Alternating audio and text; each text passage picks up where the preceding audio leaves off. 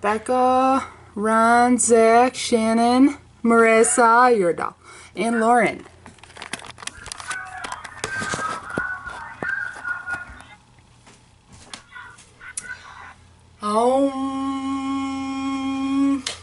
Namaste.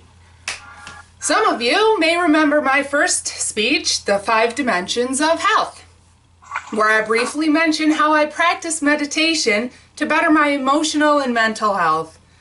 Today I will show you some scientific proof that meditating can in fact improve your overall health.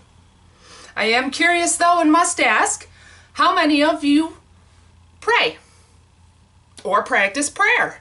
And I ask this because a praying state of mind and a meditative state of mind are in fact one and the same, because both give the practitioner access to your subconscious mind while still awake. Think of it this way.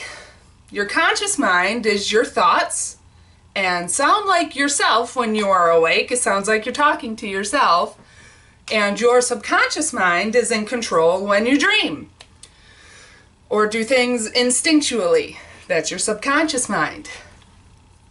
Let's get to the science. Our world is full of stressors, and our body's natural response to stress is to produce cortisol. Cortisol is produced by your brain and your kidneys when they produce adrenaline. So your whole world is stressing you out, and your brain says, oh my God, help, I'm stressed. So sends a message down to your kidneys to pump out some adrenaline to help you run real fast and some cortisol so that you can brace for impact. Now what do you do if that's all the time, all day, every day? You're gonna feel pretty awful. So praying and meditating is a good way for you to not so much release some of that, but definitely limit the amount that your brain's telling your body to produce. In an article by the Mayo Clinic, a team of clinical psychologists say that long-term meditation practitioners have faster cortisol recovery than non-meditation practitioners.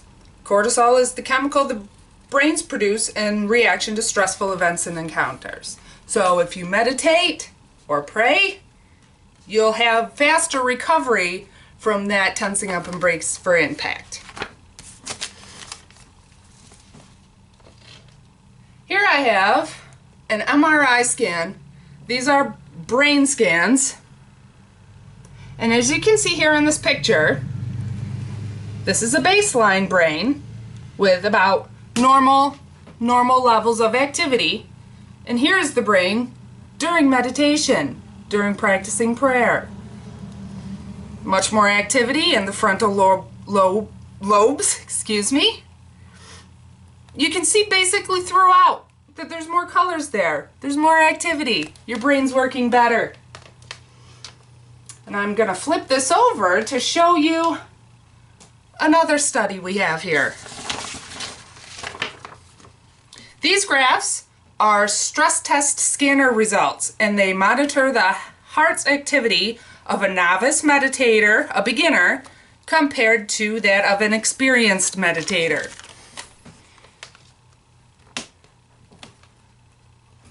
These are the breath. You can see the beginner meditator kind of takes a deep breath after the meditating is finished.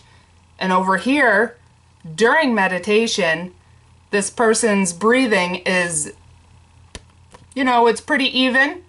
There's a lot more going on over here than over here. And if you want a little more information about the breathing, the beginner's breathing, their breath, is much more dynamic, much more up and down. This is just a single few minutes of breathing.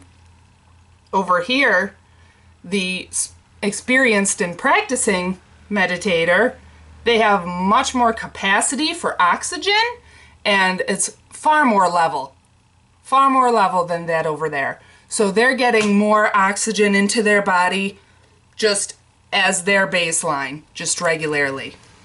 This is the most impressive one, I think.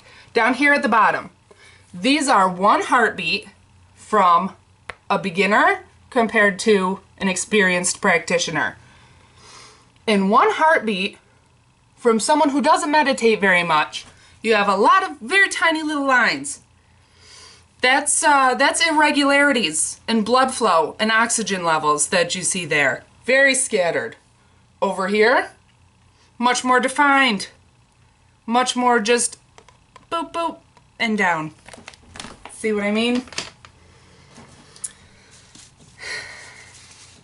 So now that you know for a proven fact that prayer and meditation have a positive effect on your health, I hope that maybe you are encouraged to go out tonight, maybe, and practice it for yourself and reap the benefits tomorrow.